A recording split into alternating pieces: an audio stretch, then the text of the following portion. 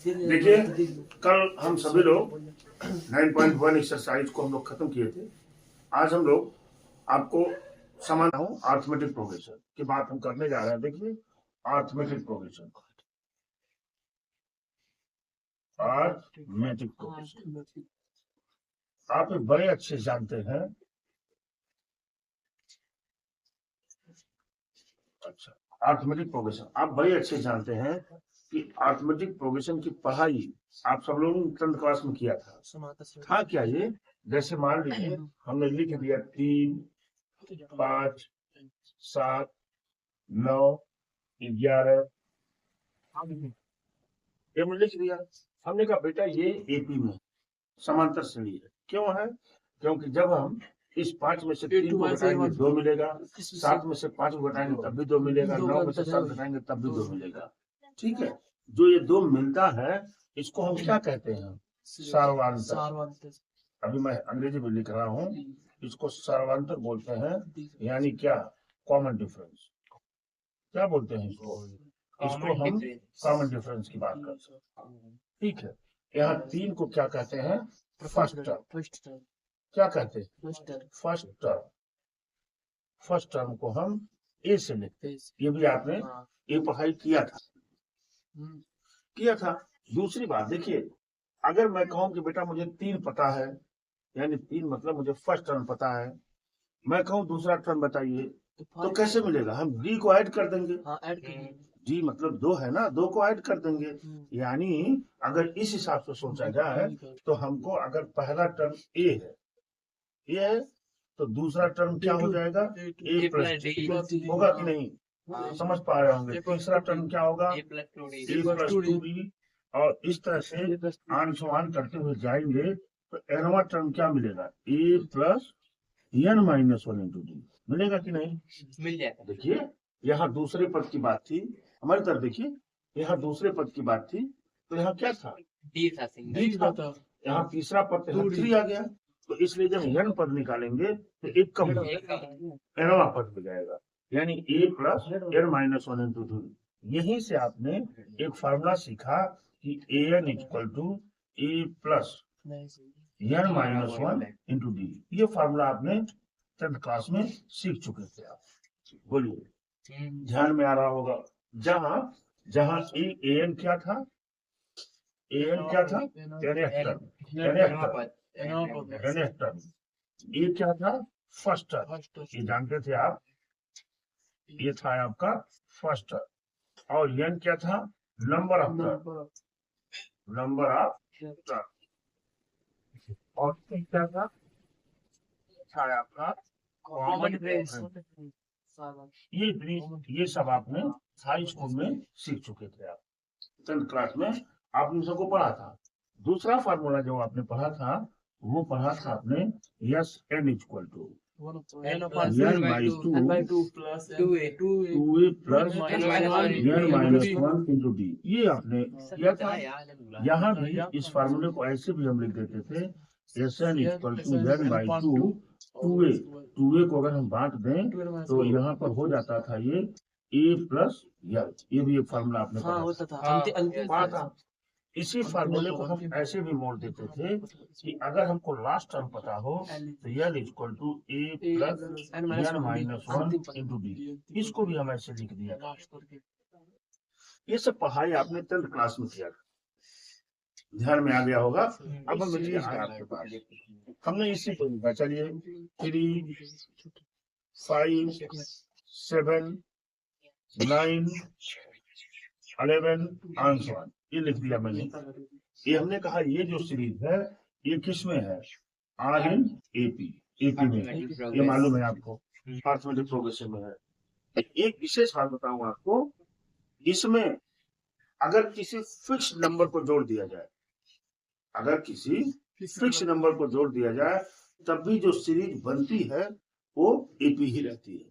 जैसे अगर हमने कहा बेटा इसमें +2 और +2 हमने कहा इसमें ऐड कर दीजिए, तो आपने कहा सर ये 5 बन जाएगा, ये 7 हो जाएगा, ये 9 हो जाएगा, ये 11 हो जाएगा और ये 13 हो जाएगा। कौन सी सीरीज बनी? एपी अर्थमेटिक हो गई। बात समझा ना? यानी अगर कोई भी अर्थमेटिक प्रोग्रेशन हो, कोई भी एपी हो, अगर उसमें किसी फिक्स नंबर को हम ऐड कर दे तो सीरीज एपी पुनः हो, फिर से एपी हो जाती है। अगर हम किसी नंबर को सब्ट्रैक्ट कर दें, किसी नंबर को Fixed number. सब्ट्रैक्ट करने, किसी फिक्स नंबर को सब्ट्रैक्ट कर देंगे, तब भी जो सीरीज बन AP जाएगी होगी, वो भी एपी AP होगी। होगी। घटा के देख लीजिए, हम 1 घटा देते हैं, 1 घटाएंगे, देखिए 1 1 1 1 1 घटाया आपने, सब कम होगा। ये देखिए कितना होगा, 4 4 6 6 8 8 10 10 12 देखिए कौन सी सीरीज आई? AP अभी ना, हम अगर किसी फिक्स नंबर से मल्टीप्लाई कर दें इसमें, तब भी जो सीरीज आएगी वो एपी हो जाएगी। देख लीजिए, हमने इसमें 2 का मल्टीप्लाई कर दिया, प्रांजल क्या किया, 2 का मल्टीप्लाई किया, ध्यान से हमारी बात सुनिए, तो कितना हो जाएगा, 8 12 और 12 16 और 16 16 20 20 24 कौन सी सीरीज आ गई? AP।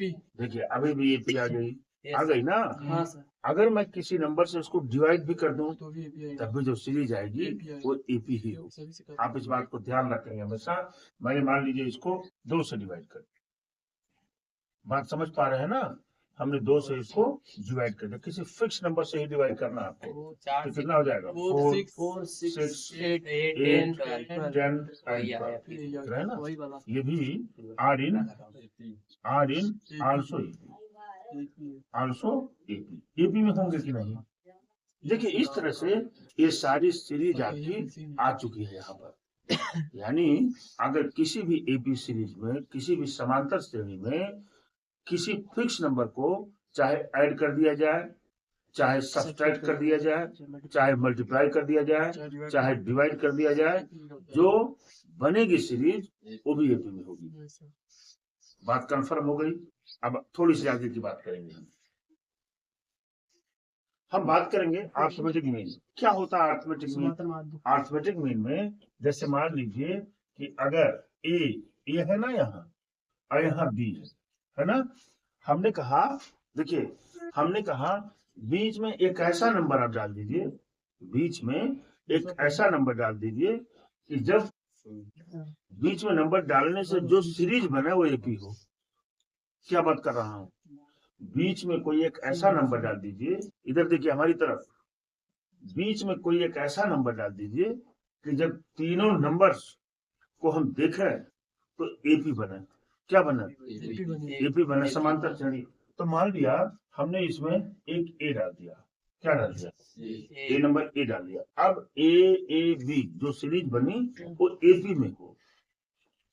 बात पकड़ पा रहे हैं ना? तो आप जानते हैं कि एपी की कंडीशन होती है कि दूसरे टर्म में से पहला पद माइनस करें तीसरे में से और इसमें से इसको माइनस करें, अंतर समान होता है। तो इसको हम ऐसे लिख सकते हैं, देखिए ए में से ए माइनस किया, यहाँ से ए माइनस किया, फिर यहाँ से बी में से भी हमने ए को माइनस किया। कोई परेशानी की बात नहीं है। नहीं, ए को हमने इधर कर दिया तो हो गया 2a, और ए उधर गया प्लस बी तो क्या मिल गया, a प्लस बी। तो यहाँ से a इक्वल टू मिल जाएगा आपको a प्लस बी बाई 2। ये तो आपकी अर्थमेटिक मीन हो गई अर्थमेटिक मीन। लेकिन हमने कहा कि a और b, हमने क्या कहा, a और b ये दो नंबर्स हैं, इनके बीच में 5 अर्थमेटिक मीन बताइए, 5 अर्थमेटिक मीन बताइए। 5 अर्थमेटिक मीन का मतलब कि 5 ऐसे नंबर्स इसमें अंतर रखिए कि जो सीरीज बने वो एपी में हो। बात हमारी पकड़ पा रहे हैं ना? यानी ए और बी के बीच में ऐसे 5 नंबर्स डालिए कि जो सीरीज बने वो क्या हो, एपी हो, वो एपी हो। ठीक है, हम अभी 5 निकालेंगे, लेकिन अभी हमने बोल दिया कि नहीं, आप इसमें n समांतर माध्य बताइए। क्या बताइए? n समांतर माध्य बताइए।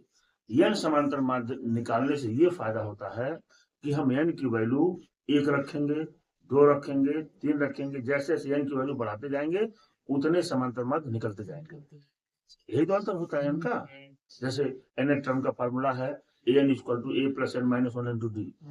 अब n से निकाल दिया गया है, अब जितने टर्म का हमको चाहिए हम निकाल देंगे इनकी वैल्यू पुट करके।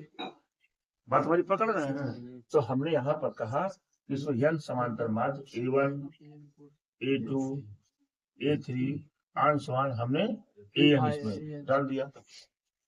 इसमें an डाल दिया ना मैंने। हमने कहा जरा इनकी वैल्यू बता दीजिए आप। आपका ऐसा बता देता हूँ क्या है। ठीक है, यहाँ पर जब हम फर्स्ट टर्म की बात करेंगे, किसकी बात करेंगे? First term. तो फर्स्ट टर्म की वैल्यू तो यही हो जाएगी। अच्छा, मान लीजिए कि इसका कॉमन डिफरेंस, ध्यान दीजिएगा, इनका कॉमन डिफरेंस हमने मान लिया कि इनका कॉमन डिफरेंस डी है। अच्छा, लास्ट टर्म क्या हो जाएंगे? हाँ, लास्ट टर्म इसमें क्या हो गया? डी। नंबर ऑफ टर्म कितना हो गया? Number of term. देखिए यहाँ से यहाँ तक तो n है, एक इधर है एक इधर है, यानी number of term equal to n। कोई परेशानी की बात नहीं, आपने देख लिया ना इसको, इतनी चीजें समझ गए। अब आप फॉर्मूला लगा दीजिए। फॉर्मूला क्या है? देखिए, n equal to a plus n minus 1 into b। n की वैल्यू क्या है बेटा? b। फर्स्ट टर्म तो a ही है, क्यों? प्लस n की जगह पर n प्लस 2 माइनस 1 और d तो यही है, क्यों? अब देखिए b को इधर कर लीजिए, b माइनस a बराबर क्या मिल गया आपको? n plus 1 into d। और यहाँ से d की वैल्यू जब आप निकालेंगे तो मिलेगा b minus a upon n plus 1। देखिए, ये d की वैल्यू आपने यहाँ से फाइंड कर दिया। फाइंड के लिए समझता मानो के लिए मैं कहूँ बेटा कि जरा आप a1 बता दीजिए हमको। कौन सा? a1। तो आप कहेंगे सर जब a1 निकालना होगा तो हम फर्स्ट टर्म में d को जोड़ देंगे। अरे भाई, हमको a1 चाहिए ना, तो a1 निकालने के लिए क्या करेंगे? हम फर्स्ट टर्म में d को जोड़ देंगे। यही तो होता है समांतर श्रेणी में। पहला पद a होता है, दूसरा a प्लस डी, तीसरा a प्लस 2d, चौथा a प्लस 3d होता है ना। यानी फर्स्ट टर्म में क्या करूंगा? d को जोड़ दूंगा। तो आप जोड़ेंगे तो पहला a1 बराबर क्या हो जाएगा? a प्लस d की वैल्यू यहाँ पर है b minus a upon n plus 1। होगा कि नहीं? हमने कहा बेटा जरा a2 बता दीजिए। तो आपने कहा सर a2 में क्या है? a plus 2 b minus a upon n plus 1। हमने कहा ऐसे करते करते आप जरा an बता दीजिए। तो देखिए, यहाँ 1 था तो यहाँ 1 ही है, यहाँ 2 है तो यहाँ 2 आ गया, यहाँ n है तो क्या कर देंगे? n क्या लिख देंगे हम? n b minus a upon क्या? n plus 1। a प्लस यहाँ भूल गया, ये हो जाएगा आपका। ठीक है ना? तो यहाँ से फॉर्मूला क्या मिला आपको कि an equal to a plus n b minus a divided by क्या? n plus 1। आप हमारी बात पकड़ पाए होंगे इतना, बात समझ गए ना? ये अर्थमेटिक मीन की बात कर रहे हैं। ये जब भी अभी हमारे पास ऐसा क्वेश्चन आएगा तो कुछ इसी कॉन्सेप्ट के आधार पर उस क्वेश्चन को तुरंत हम सॉल्व कर लेंगे। अभी दिखाते हैं, बात कर लेते हैं हम एग्जाम्पल 4 की। कह रहे हैं in an AP if mth term is n and nth term is m, find the pth term। ये कह रहे हैं हम, ठीक है। ये देखिए nth term का मतलब क्या है? am, यही तो होता है। जैसे nth term का मतलब an, तो mth term का मतलब am। mth term कितना है? n, ठीक है। एंड nth term कितना है बेटा? m है। तो क्या पूछ रहे हैं? pth term बताइए, यानी एपी बताइए। क्वेश्चन को नोट कर दिया, ठीक है। अब आप यहाँ लिखेंगे let the first term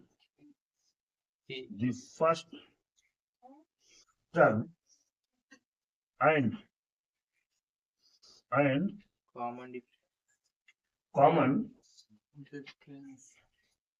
common difference is D. हो गया बेटा? आप जानते हैं, देखिए ए एम, ध्यान दीजिएगा, ए एम बराबर क्या फार्मूला हो जाएगा? A plus n minus 1 into D. n की जगह पर क्या यहाँ है? m, तो हो जाएगा m माइनस 1 इंटू डी। और ये किसके बराबर है? am की वैल्यू किसके बराबर? n के बराबर। बात पकड़ में आई आपको? यहाँ पर an बराबर ये तो सीधे सीधे वाला फॉर्मूला हो जाएगा plus n minus one into D, और ये किसके बराबर है? m के बराबर m के बराबर है कि नहीं है? आपको समझाने के लिए मैं इसी इक्वेशन फॉर्म को यहाँ लिख देता हूँ, a plus m minus one into D बराबर n, फिर a plus n minus one into D बराबर m। देखिए जब आप यहाँ पर ये करेंगे इक्वेशन वन मान लीजिए, और इसको इक्वेशन यहाँ पे लिखेंगे आप सब्ट्रैक्टिंग, है ना? सब्ट्रैक्टिंग जब आप ये माइनस हो जाएगा, ये भी माइनस हो जाएगा, और ये क्या हो जाएगा? माइनस। ये दोनों तो कट जाएगा, कटेगा ना? ठीक है, ऊपर वाला लिख लीजिए, और ऊपर वाला दोनों में जी कॉमन ले लीजिए, पर जी कॉमन हो गया। यहाँ क्या है? m minus one minus n plus one. Clear बात हो गई, बराबर। यहाँ क्या होगा? n माइनस m हो गया, ये plus one minus one cancel हो गया, बचेगा क्या? d m माइनस n बराबर, यहाँ देखिए माइनस कॉमन लेकर के हम यहाँ m माइनस m कर सकते हैं कि नहीं? अब ये और ये चीजें कैंसिल हो गई, d की वैल्यू माइनस वन दे दिया कि नहीं? अब इस d की वैल्यू किसी एक में सब्स्टिट्यूट कर देंगे, a की वैल्यू निकालनी, क्यों? आइए लिखेंगे पुटिंग a इक्वल टू क्या? नहीं, d equal to minus in equation first. बात पकड़ पा रहे हैं ना? फर्स्ट क्या था? ये था a, यहाँ लिखेंगे हम a प्लस, देखिए m माइनस वन इंटू क्या? माइनस वन, d की वैल्यू पुट कर दिया, इक्वल टू n बराबर क्या हो गया? n। तो a माइनस को मल्टीप्लाई करिए, माइनस m प्लस वन बराबर क्या? n। तो a बराबर हो जाएगा, m को उधर लाइए, तो m plus n minus one.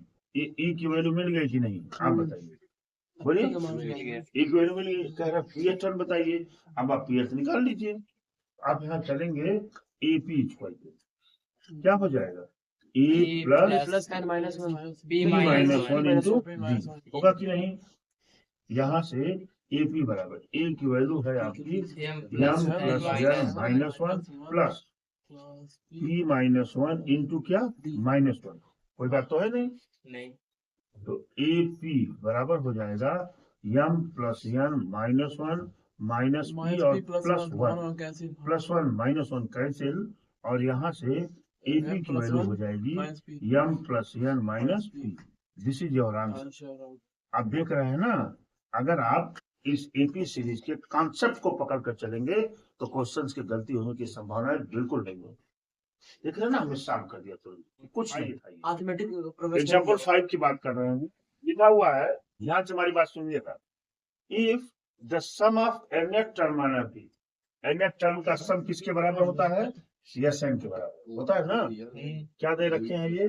देखिए np plus half n 1/2 n into n minus one into क्या है? q। ऐसा है, P and Q are constant, P और Q constant। तो कह रहे हैं find the common difference, find the common difference. आप हमारी एक बात ध्यान दीजिएगा, मैं इधर कुछ बताऊंगा, उसी को पकड़ के चलिएगा। मैंने कहा कि 3, 5, 7, 9, 11, हमने कहा बेटा ये क्या है? ये समांतर श्रेणी, ठीक है। हमने कह दिया कि इसका पहला पद a1 बराबर 3 है कि नहीं? और मैं कह दूं कि s1 बराबर भी 3 है, दोनों में कोई अंतर नहीं। एक पद का सम कितना होगा? वही पद होगा। अरे भाई, एक पद का सम तो वही होगा ना। मैंने कहा कि फर्स्ट टर्म 3 है, 3 का सम बता कहेंगे सब 3 होगा। तो यानी a1 में और s1 में कोई अंतर नहीं। बात समझ रहे हैं? अच्छा, अगर मैं यहाँ लिख दूं बेटा कि s2 बराबर क्या होगा? s2 माने दो पदों का सम, तो आप कहेंगे 5 3 8 हो जाएगा। बोलिए, 5 3 8 हो जाएगा। लेकिन हमने इन दोनों के बेस पर हमने कहा बेटा जरा a2 बता दीजिए। a2 माने दूसरा पद निकालने के लिए आप लिखेंगे a2 बराबर s2 माइनस s1। घटाएंगे नहीं, तो 8 में से 3 निकल कर क्या दे देंगे? 5। देखिए 5 आ गया। यहाँ भी कुछ यही तरकीब अपनाएंगे। देखिए यहाँ लिखेंगे पुटिंग, ध्यान दीजिएगा, पुटिंग n इक्वल टू 1, तो जब यहाँ S1 निकालेंगे तो यहाँ तो 1 हो जाएगा, P प्लस यहाँ पर क्या मिलेगा भाई, 0 1 रखे ना, 1 रखे हैं, यहाँ zero पर मिल वो जाएगा। 0 मिल जाएगा, P मिल गया। यानी ये P जो मिला ये वैल्यू क्या हो सकती है, ये इवन भी तो हो सकती है, हाँ, हो सकता है। हो सकता है ना सीरीज हाँ। का। अच्छा मैं S2 की बात कर लूं, अगर S2 मतलब n इक्वल टू 2 पुट कर दीजिए, यहाँ रखिए n इक्वल टू 2, तो यहाँ पर क्या हो जाएगा आपका 2p 2p plus plus 1/2 q हो जाएगा 2 बस। इंटू यहाँ 2 माइनस 1 इंटू क्यू, यानी ये q 2 हो जाएगा और बस। 2 कट गया, यहाँ बचा 1, यानी S2 बराबर क्या मिल जाएगा आपको, 2p plus q। 2p plus Q. क्यों होगा? तो मैंने कहा जरा बेटा A2 बता दीजिए, A2 minus second term, h2 minus तो आप क्या करेंगे, S2 माइनस S1 करेंगे ना, तो S2 की वैल्यू क्या है 2p प्लस क्यू माइनस क्या p, अरे भाई ये वाला p है ना, तो क्या मिल गया बेटा p प्लस क्यू। q। लेकिन पूछा क्या इन्होंने, कॉमन डिफरेंस। a2 माइनस अब दो पद आपको पहला पद और A2 दूसरा minus पद A1 आपको है। मालूम हो गया, तो कॉमन डिफरेंस Minus के कर लिए देंगे A2 माइनस A1 कर देंगे आप, तो आप यहाँ लिखेंगे common difference, common difference D equal to मिल जाएगा आपको h2 minus s1। A2 minus A1। A1, A2 minus A1 यानी यहाँ पर डिफरेंस है ना, P plus P Q plus Q minus क्या p P, यानी क्या हो गया बेटा q। Q this is your answer, यानी D की वैल्यू क्या मिल गई आपको, एक Q आंसर हो गया। q। आप हमारी बात पकड़ पाए होंगे कि सर एकदम धीरे धीरे आपकी पकड़ आई। दाल मसाला का सही बोल रहे हैं। करा है the sum of n term of 2 arithmetic progression, इस बार एक अर्थमेटिक नहीं है, 2 अर्थमेटिक प्रोग्रेशन, देख पा रहे हैं ना, 2 अर्थमेटिक प्रोग्रेशन है, और इन द रेशियो इतना, उनके सम का जो रेशियो है वो इतना है, ठीक है। Find the ratio of their cross term, तो इनके 12वें पद का अनुपात क्या होगा, ये बात कर रहे हैं ये, ठीक है। देखिए कैसे करेंगे इसको सॉल्यूशन, मैंने लिखा late the first term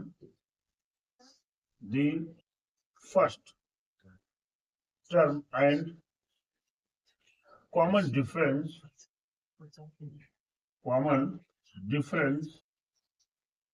are in first AP is A1 and D, A1 है and क्या है and D1 पहली सीरीज की, दूसरी सीरीज की लेट है ना, लेट पूरा लिखिएगा, और A2 एंड क्या है D2, ये हो गया आपका, ठीक है। यस n बराबर, देखिए कह रहा है the sum of n terms of 2 arithmetic progression are in the ratio, ठीक है। अगर मैं पहले पद का सम लूंगा तो क्या मिलेगा n/2 है ना, 2A1, भाई फर्स्ट टर्म A1 है मैंने मान रखा है, प्लस क्या हो जाएगा n माइनस 1 इंटू D1 है कि नहीं, डिवाइडेड बाई दूसरे का क्या है n/2 2A2 plus n minus 1 n minus 1 into D2 की बात कर रहे हैं। इन दोनों का रेशियो किसके बराबर है, 3n plus 8 upon 7 plus 15 7n plus 15, कोई बात नहीं भाई, नहीं, यहाँ से ये कट गया ना, बचेगा क्या यहाँ 2A1 plus n minus 1 into D1 divided by 2a2 2A1 plus 2a2 है A2 2A2 plus n n minus 1 into D2 बराबर 3n 3n plus plus 8। 3n plus 8 upon 7n plus 15, ये बात तो हो गई। थोड़ा सा आइडिया लगाइए, कौन सा कर रहा है 12th टर्म का, अगर 12th टर्म की बात करें हम पहले के लिए तो पहला क्या है A1, फर्स्ट टर्म A1 है, अरे भाई यही तो होता है an बराबर a plus n minus 1 D, तो 12वां टर्म किसके बराबर होगा a प्लस 11D 11 से होगा ना, होगा, तो भाई कम हो जाता है ना a प्लस 11D, यहाँ से A1 प्लस 11D1 है ना, अपॉन क्या है A2 प्लस 11D2, हमसे यही पूछ रहे हैं कि नहीं, ठीक है। अगर मैं इसमें 2 का मल्टीप्लाई कर दूं ऊपर नीचे तो कोई फर्क पड़ने वाला नहीं है, नहीं, क्योंकि ये तो फ्रैक्शन है। तो जब मैं 2 से मल्टीप्लाई करूंगा तो 2a1 plus by 3 by v1 upon 2 2a2 plus by 3 by d2 होगा कि नहीं? होगा। बोलिए। अगर मैं इसका इस 12 टर्म का जो रेशियो है इसका और इन टर्म के रेशियो से कंपेरिजन करना चाहूं तो आप देख रहे हैं 2a1 तो यहाँ है, हाँ यहाँ भी 2a2 है, यानी वहां से यहाँ से अगर हम देखेंगे तो n-1 की वैल्यू 22 दिख रही है। यस सर, दिख रही है। दिख रहा है। बोलिए। हाँ, आप थोड़ा सा यहाँ रख दीजिए इक्वेशन 1 और यहाँ पर लिख देंगे इक्वेशन 2 और लिखेंगे कंपेयरिंग फर्स्ट एंड सेकंड। जैसे आपने कंपेयरिंग फर्स्ट एंड सेकंड किया आपको मिल गया n-1 इक्वल टू 22, यानी n बराबर 23 23 बात हो गई। बोलिए। अच्छा,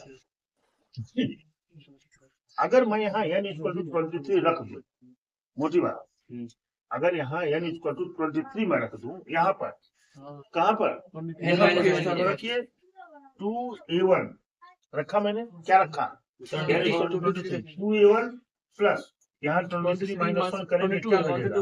22 d1 मिलेगा कि नहीं? मिलेगा। अपान यहाँ पर हो जाएगा 2a2 प्लस क्या 22 d2 मिलेगा कि नहीं? मिलेगा। और यहाँ भी इनकी वैल्यू पुट कर दीजिए तो क्या हो जाएगा?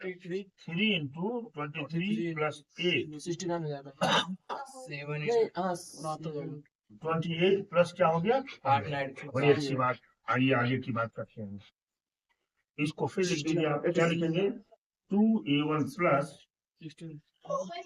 22 d1 अपान 2a2 प्लस 22 d2 बराबर क्यों जी?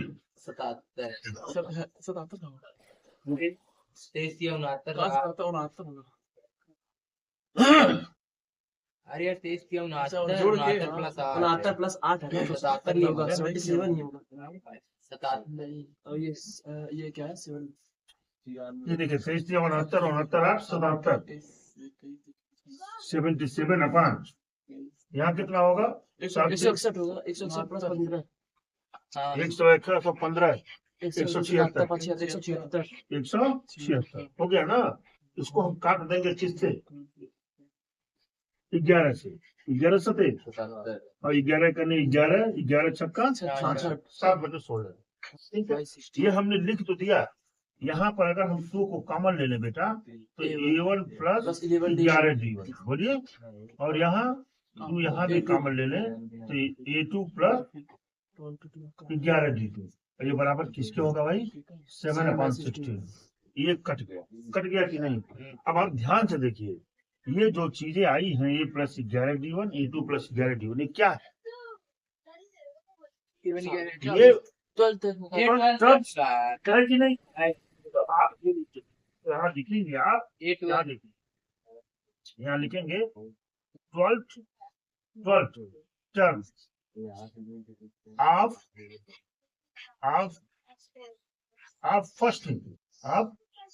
first AP है ना, डिवाइडेड बाय 12th term आप सेकंड लेते of second AP।